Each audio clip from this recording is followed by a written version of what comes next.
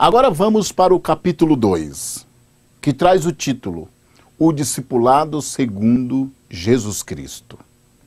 O tópico número 1 diz assim: qual foi o trabalho de Jesus aqui na terra? Certamente que Jesus tinha uma obra vocacional. A Bíblia diz que Jesus orou ao Pai antes de ir para o Getsêmani. Eu te glorifiquei na terra, completando a obra que me deste para fazer. João 17:4. Observe que isto foi antes da cruz. Mas Jesus fala que ele já completou a obra que me deste para fazer. Surge uma pergunta: que obra é essa? Sem dúvida que se refere ao discipulado dos 12. Jesus tinha, na verdade, duas obras para consumar. Uma por meio de sua morte, outra por meio de sua vida. Quando ele declarou: está consumado, e rendeu seu espírito, conforme João 19:30, consumou sua obra redentora. Mas existiu outra obra.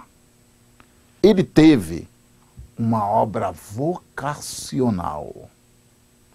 O propósito de andar conosco aqui na terra, ministrar 3 anos com os seus discípulos, foi a formação desses discípulos.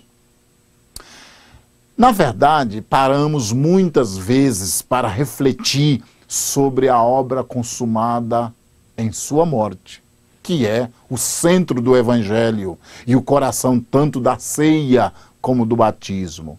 Mas refletimos muito pouco, ou quase nada, sobre o trabalho principal da vida de Jesus.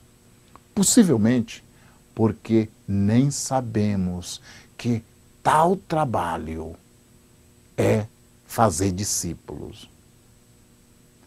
Esse é um ponto extremamente crucial no discipulado. Jesus ensinou e viveu um modelo de discipulado que eu e você temos que ensinar e viver. Este é o discipulado segundo Jesus Cristo. Agora vamos tratar sobre o tópico de número 2, que traz o título Razões por que o discipulado é indispensável. Desde o início do ministério de Jesus, muitas pessoas e discípulos foram atraídos. Mas Jesus selecionou e treinou um grupo especial de discípulos. Foi esse grupo que chegou a conhecer melhor o nosso Senhor e acompanhá-lo nas atividades ministeriais diárias. O próprio Jesus tomou a iniciativa da seleção dos 12. Nós pegamos esta informação logo ali no texto de Marcos, pois os primeiros que ele convocou está ali no capítulo 1, versículo 16 a 20. Em seguida, ele convidou alguns outros. Eram homens rudes, não muito cultos, aparentemente com poucas possibilidades. Todavia, o mestre sabia muito bem que fazia a coisa certa. Um certo escritor disse: o discipulado é a nossa oportunidade de utilizarmos os infinitos recursos de Deus. É a chance de mudar nossa vida da mediocridade para uma vida que tenha significado. No discipulado, não estamos fazendo favor a Deus. É Ele que está nos fazendo um favor.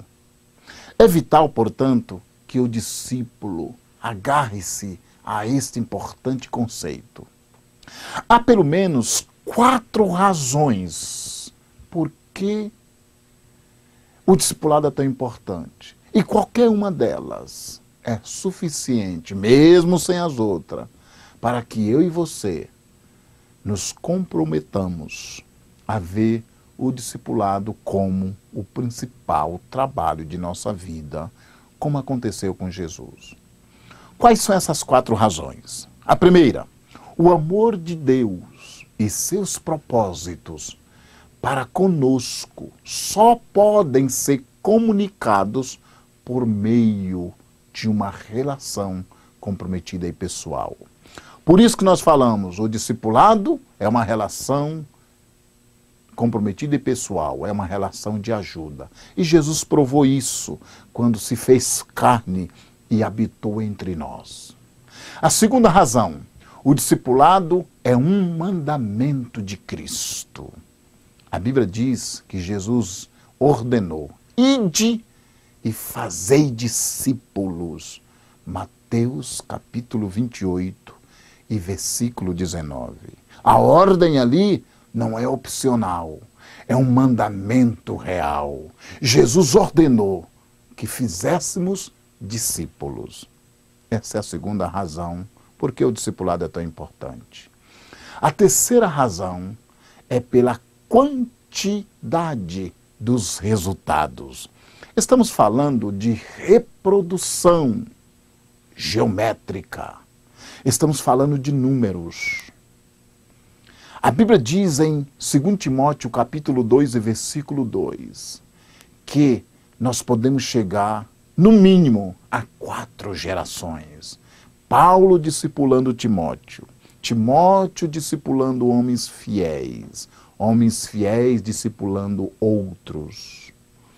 Isso fala de quantidade.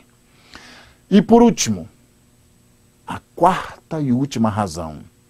Por que o discipulado é tão importante? Pela qualidade dos resultados. Nenhum expediente da igreja, nenhum instrumento da igreja é tão eficaz para gerar qualidade como o discipulado. A qualidade de vida produzida pelo discipulado é algo fantástico e maravilhoso e que estimula a gente se envolver com isso. Agora vamos para o tópico de número 3, que traz o título. O que significa quando Jesus disse, siga-me? Lendo os evangelhos, constatamos que o reino de Deus tem exigências retas e radicais que ficam explícitas no chamado ao discipulado de Jesus. Uma das coisas que precisamos aprender imediatamente sobre isso é que o discipulado tem uma trilha, tem um caminho. E a trilha do discipulado de Jesus é algo que precisamos aprender. Um certo escritor diz que o discipulado é uma conspiração. E nós, seguidores de Cristo, devemos procurar respirar com Ele em nosso respectivo chamado. Compartilhemos, pois, este fôlego de maneira semelhante, sua missão, seu sofrimento. Os discípulos de Jesus logo tomaram consciência de que segui-lo requer dedicação completa e que não consiste em mero assentimento mental ou intelectual. Foi o próprio Jesus quem declarou: se alguém quiser acompanhar-me, negue-se a si mesmo, tome a sua cruz e siga-me. Marcos capítulo 8, versículo 34. Este versículo é poderoso. Ele mostra que a convocação que Jesus faz aos discípulos, aquelas pessoas que ele deseja que siga, é algo que implica em 3 coisas básicas. Primeiro, negue-se a si mesmo. Negar-se a si mesmo é tirar o eu do centro, esquecendo-se de si mesmo pelo grande privilégio de desfrutar da maravilhosa graça de Deus. E por isso que o aperfeiçoamento cristão está relacionado à obediência e submissão a Jesus Cristo, nosso Senhor. A segunda coisa, a Bíblia diz, tome a sua cruz. Jesus diz, tome a sua cruz. O carregar a cruz significa que negar-se a si mesmo não acontece uma única vez. A vida do verdadeiro discípulo de Jesus é um constante negar-se, pois a cruz serve justamente para manter nosso ego crucificado. Se o nosso eu não ficar na cruz, não há verdadeiro significado na vida cristã. Tudo é ativismo e religiosidade. Jesus é o nosso exemplo. Ele não disse, pegue a sua cruz e vá adiante. O que Jesus disse foi, pegue a sua cruz e siga-me. Ele está ali, à nossa frente. Quando vemos Jesus carregando a cruz, ou carregando a sua própria cruz, à nossa frente, nossas forças aumentam e somos encorajados a prosseguir na caminhada. Ainda no texto de Marcos, capítulo 8, versículo 34, aparece a terceira expressão, siga-me. Este siga-me traz duas implicações. A primeira, imitação. A segunda, obediência. Esses dois pontos são cruciais na caminhada do discipulado de Jesus. Agora chegamos ao tópico de número 4 deste capítulo 2. E o título é A Necessidade de um Referencial. Jesus, o maior discipulador de todos os tempos, é verdadeiramente homem e verdadeiramente Deus. Jesus tinha duas naturezas, a divina e a humana, que não implica em duas personalidades ou pessoas. Desejamos enfatizar o fato de que Jesus foi mais do que apenas nosso Salvador. Essa não é uma afirmação desrespeitosa e nem causa nenhum conflito com a doutrina de Cristo. O propósito do Filho de Deus era redimir-nos, mas também mostrar-nos a maneira correta de viver. Qualquer coisa que esteja aquém deste objetivo duplo empobrece a vida em abundância que Jesus promete aos seus seguidores, conforme João 10:10. Cristo é o nosso exemplo. Depois de Cristo, nosso Redentor, nenhuma outra expressão pode estimular mais intensamente o coração do cristão do que esta. Assim como existem diversos textos que provam a divindade de Jesus, como João 1, há também inúmeros textos que asseveram sua humanidade, como Mateus 1, 18, 20 e assim por diante.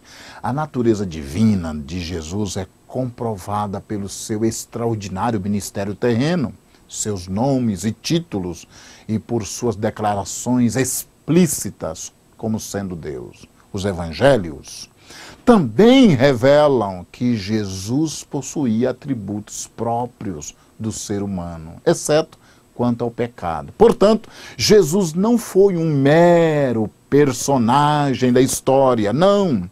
Ele não era um homem comum. Jesus foi apenas outra pessoa, ou uma pessoa boa, ou um líder importante de uma religião. Não, não. Jesus é o personagem mais surpreendente das Escrituras e da história. Conforme escreveu o escritor Charles Swindoll, que afirma o seguinte: um exemplo da graça e do amor de Deus, imerecidamente, a humanidade está em Jesus Cristo. Jesus é o nosso referencial moral e ético. Jesus é o nosso modelo como pessoa, como discipulador. Jesus é a referência número 1. Olhemos para Ele. Ele é o alvo que eu estou seguindo e que quero imitá-lo como discípulo e como discipulador.